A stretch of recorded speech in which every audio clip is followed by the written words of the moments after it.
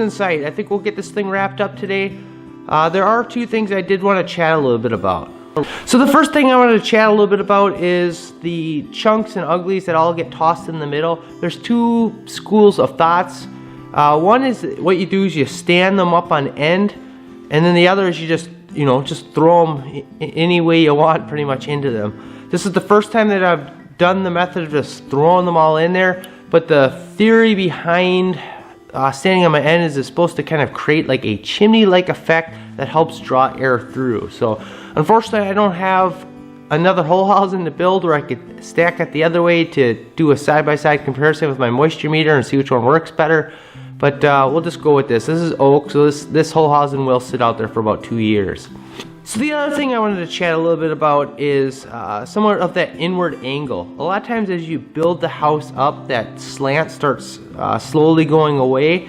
And what you can do, and what I generally do about halfway up, is start laying splits around the outside just as we started the Holz Hausen. And then that'll recreate that inward lean. So one of the big selling points that you often hear about these Holz Hausens is how much wood you can get in there and how high you can stack it and still be in a pretty stable pile. And that is very true. I'm a guy that doesn't like getting up on a ladder, however, when dealing with firewood. So a lot of times what I do is just stand on the back end of my trailer. I am 6'1", so you can kind of get a rough idea on how tall this pile is already starting to get. So one other real quick tip I wanted to offer up: when you're out cutting wood and you get down to some of the smaller branches, instead of cutting them up to stove lengths out there in the woods, cut them to liftable lengths and then carry them out, and it saves you trips going in and out of the woods.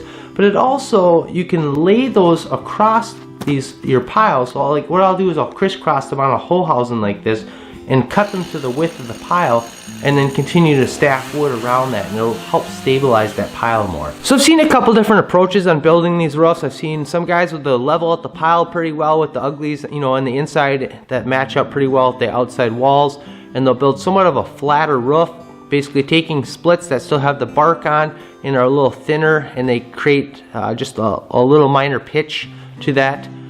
We get quite a bit of snow up here, so I like to have a little bit more pitch on there. These roofs do a pretty good job shedding rain and snow, especially when the sun comes out in the winter. So what I do is I take all my uglies and I try to build up is somewhat of a slope that all leans all in towards the center, and then I just find a bunch of splits and create somewhat of a shingle-like effect. So it feels pretty good to have that done.